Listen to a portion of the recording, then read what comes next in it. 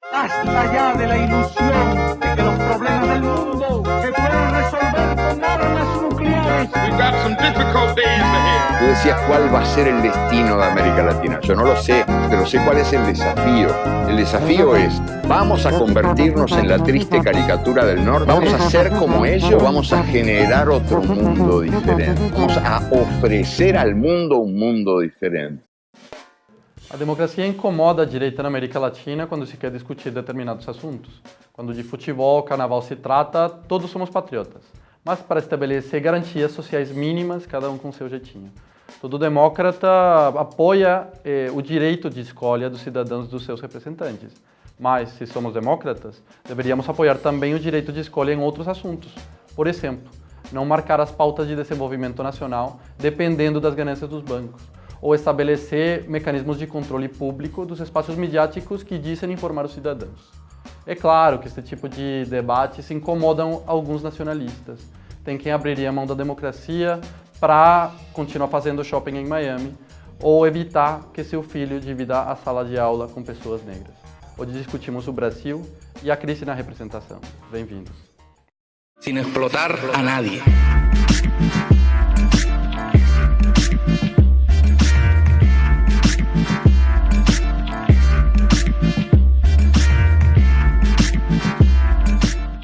O Brasil, maior e mais rico país da América Latina, vive hoje uma crise política e econômica sem precedentes. A primeira mulher a ser eleita presidenta, Dilma Rousseff, foi afastada do governo após a maioria constituída no parlamento votarem a favor do impeachment, argumentando crime de responsabilidade fiscal. O processo tem sido contestado pela imprensa internacional, bem como pela presidenta, que afirma ser vítima de uma farsa política e jurídica, liderada por representantes da classe política tradicional, que, em sua maioria, estão sendo investigados por corrupção. Seria um sinal de falência do sistema de presidencialismo de coalizão ou, mais ainda, de esgotamento da representatividade democrática. Existem outras formas de participação política? Hoje, no Tertúlia, discutiremos a conjuntura no Brasil e a crise na representação. Então eu vou pedir para vocês para começar a apontarem no mais breve possível, um minuto, algumas das chaves para entender a atual conjuntura política no Brasil. Podemos começar pela minha esquerda, Victor. Eu acho que o mais importante para entender essa crise que nós passamos hoje, que é uma crise ao mesmo tempo política e econômica, é colocá-la num contexto global e histórico. E os dois elementos fundamentais me parece ser uma longa crise global do capitalismo, né, que se arrasta desde 2008, e uma espécie de fechamento de um ciclo de lutas que se dá no Brasil, que se abre no final da década de 70, 77, 78, com as grandes greves do ABC, mas que consegue compor um movimento de lutas que depois forma as grandes organizações de massa do Brasil, a CUT, o MST, desemboca na Constituição de 88 e tem como resultado tardio o governo Lula, depois o governo Dilma. Esse ciclo é que agora está se encerrando. Isso tem consequências políticas bastante graves. Eu acho que é importante falar também que a crise do capitalismo, na minha opinião, ela gera, desde 2008, um processo de radicalização do neoliberalismo, né? Eu acho que é um debate que a gente precisa retomar na América Latina, que foi muito importante para a gente no começo da década de 90, e que, por conta da vitória dos governos progressistas, enfim, em algum momento a gente achou que tinha superado o que seria um modo de governo neoliberal. Para além dessa questão global, neoliberalismo, a crise do capitalismo, a gente precisa pensar na perspectiva histórica do Brasil, né? O Brasil, ele é um país que é marcado pela exploração, exclusão, criminalização da população mais negra, o genocídio dos povos indígenas, a escravidão do povo africano. E aí tem um processo de abolição formal, mas não inserção dos escravizados na sociedade. A gente passou, pelo século passado, por 3 golpes de Estado. Nós somos um país que foi colonizado, que se tornou independente, mas a independência não significa a descolonização. E eu acho que você não absorver a sua história e não avançar a partir dessa autocrítica feita, faz com que hoje, depois de 13 anos, 14 anos de governo que finalmente começa a tratar essas separações, dessas exclusões que são históricas, são de anos e anos, centenas de anos atrás, faz com que parte da elite que sempre foi privilegiada aqui não suporte, comece a criar métodos de acabar com isso, né? Então, pensando no caso brasileiro, o que significa a redemocratização? E esse é o melhor termo para falar desse fenômeno. A gente tem ouvido falar recentemente que o golpe que se deu agora contra o governo democraticamente eleito da presidenta Dilma, eu quero reafirmar aqui que foi um golpe parlamentar, mas um golpe, ele na verdade significa uma volta ao normal na história brasileira. Como a Tamira estava chamando a atenção aqui, o Brasil tem uma história altamente opressiva, brutal, com populações inteiras, um dos últimos países a abolir a escravidão. O último. O último, né? O último país Sim. a abolir a escravidão no mundo, né? Nunca reparando essas populações que carregam a marca dessa opressão até hoje. E a gente fala, olha, esse último período de redemocratização talvez seja o momento mais largo de democracia contínua na história brasileira. Essa é que é a exceção.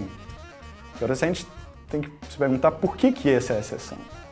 Eu diria que a resposta de por que nós encontramos o caráter excepcional desse último período está justamente na irrupção dessa pluralidade de lutas já no final da década de 70, que empurra o regime militar para o seu fim, força uma redemocratização e força uma coisa assim, sem precedentes na história brasileira, que é uma formulação democrática de uma Constituição com muitos direitos. É uma Constituição que, na época, o próprio PT era um crítico da Constituição, porque era uma Constituição que não abolia o latifúndio, que mantinha a polícia militar e tal.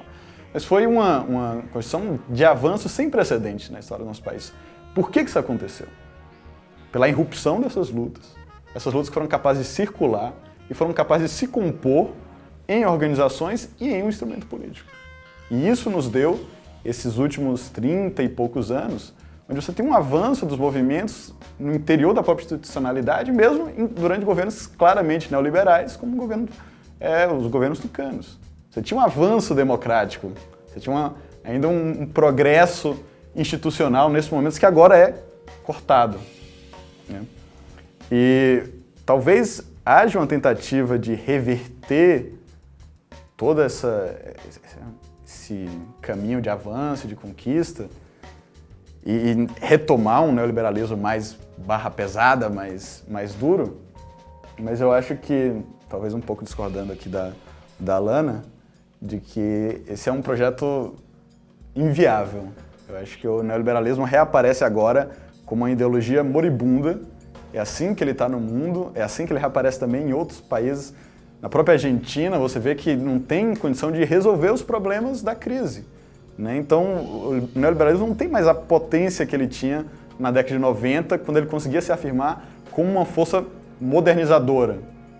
Hoje ele é notoriamente uma força do atraso. Inclusive no Brasil, é a ideologia do que há de mais reacionário e oligárquico e patrimonial. Então, o neoliberalismo não aponta para nada mais. Ele é só uma repetição um pouco envelhecida, empoeirada, embolotada do passado. E se teve alguma região punida na última parte do século XX foi a América Latina, né? Uma série de promessas que o neoliberalismo trouxe e que não foram para frente, né? Mas, em compensação, eu acho que agora ele volta, e assim, eu estou insistindo muito nesse ponto, e tem uma série de... Enfim, esse debate hoje é um debate internacional, porque a crise do capitalismo e essa radicalização, do que alguns chamam da radicalização do neoliberalismo, é um fenômeno global. Eu acho que tem um aspecto muito interessante dessa coisa que a gente chama de neoliberalismo, que em algum momento, e final da década de 80, início da década de 90, a gente achou que o neoliberalismo era apenas um projeto econômico, né? Que tinha a ver com privatização, que tinha a ver com Estado mínimo, era um programa econômico, né? Acontece que hoje o que a gente está vendo na América Latina e no mundo, a gente consegue perceber que o neoliberalismo é muito fino, porque ele produz um modo de existência. Assim, né? Ele não é só um programa econômico, mas ele produz um modo de vida, que tem a ver com o esfacelamento dos tecidos sociais, né, de solidariedade, assim, o esfacelamento das possibilidades do comum, das comunidades, né, as relações de vizinhança, a relação de solidariedade, essa coisa da meritocracia, que é super importante hoje na subjetividade neoliberal, a competição de todos contra todos, né? Então, é uma série de, na verdade, de de ideias e de valores que entram completamente no modo de vida das pessoas, né? E dos mais pobres também. Então, é um pouco a gente retomar essa discussão sobre o modo de vida, né? O que é viver hoje num país, enfim, sob uma lógica neoliberal, né? Tentar entender esse modo de produção de uma subjetividade neoliberal. Eu acho que a gente precisa voltar para essa discussão para tentar produzir formas de resistência que sejam formas mais potentes. Eu acho que essa questão do empreendedorismo ela tem um outro viés também, que, por exemplo, dentro do movimento negro existe um estímulo, principalmente nos últimos períodos, do empreendedorismo negro, né? Então, do artesanato, a questão de bonecas, bijuterias, livros, em geral, porque o mercado de trabalho também nega muito a presença dos negros e negras nesse espaço, né? Se não for para ser meu faxineiro ou segurança, eu não aceito você na minha empresa.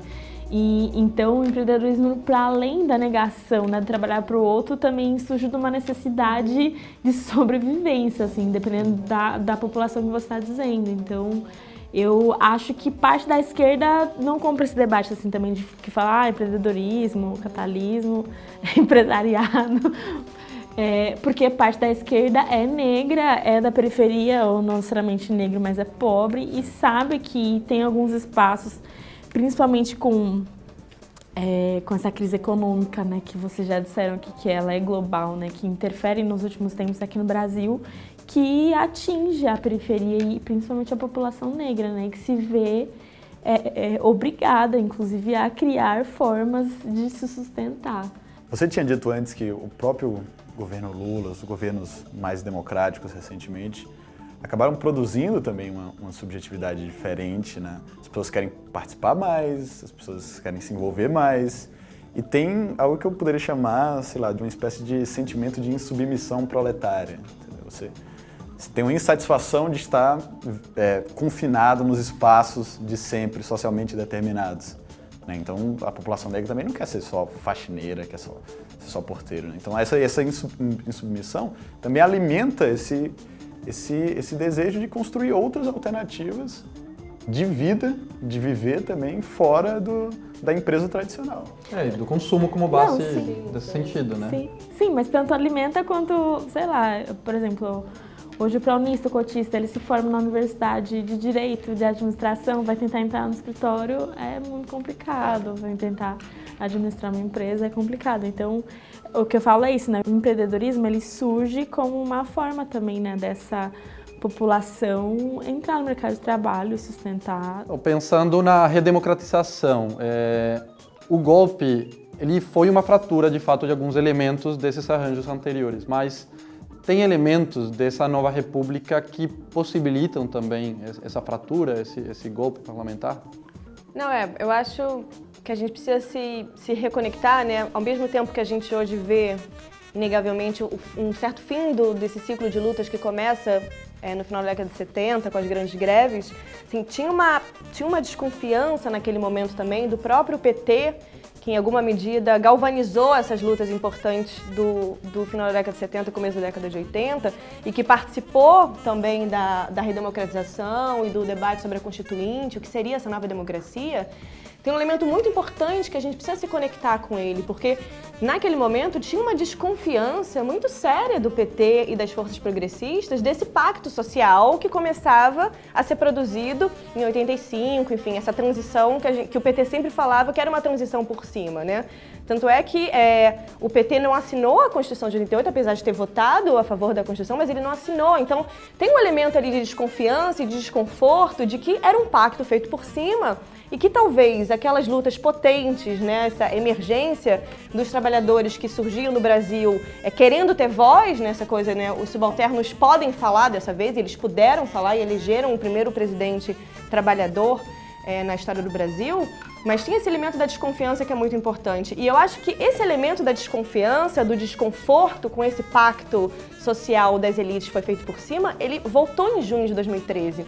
Isso é muito interessante. Eu acho que junho de 2013 colocou de novo nas ruas esse elemento de que essa democracia talvez não seja a nossa democracia.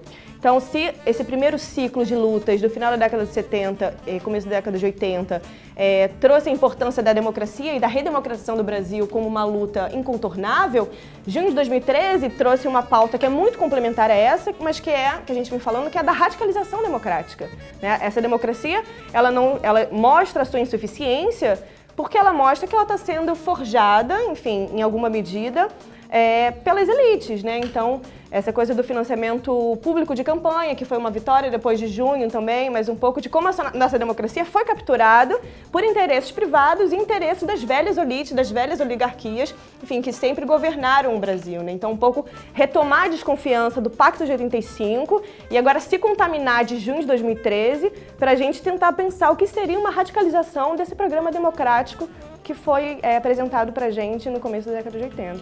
Eu acho que junho de 2013 ele é um momento que é muito mal compreendido pela esquerda, na realidade, porque se por um lado houve muito claramente, né, um avanço do conservadorismo absurdo depois de lá, por outro lado, a esquerda e a manifestação, o modo de fazer atos, de se manifestar, de fazer política, teve um giro absurdo, né? Tipo, a juventude, né, passou aí para as ruas. Eu acho que a sociedade como um todo, ela passou a reconhecer as ruas como um espaço de fazer política e de se reinventar e se reivindicar, né? Eu acho que a questão da horizontalidade, o debate de que não existe democracia sem combate ao racismo, ao machismo, à LGBTfobia, toma muito mais força depois de junho de 2013. As ocupações das escolas que começaram aqui em São Paulo no ano passado, as pautas mais progressistas também, elas começaram a ter mais voz depois de junho de 2013. Só que, por um lado, depois de junho de 2013, o congresso mais conservador desde a ditadura foi eleito. Foi uma leitura que provavelmente a direita aproveitou bem melhor que a esquerda, né? Com isso, vamos passar pelo seguinte vídeo.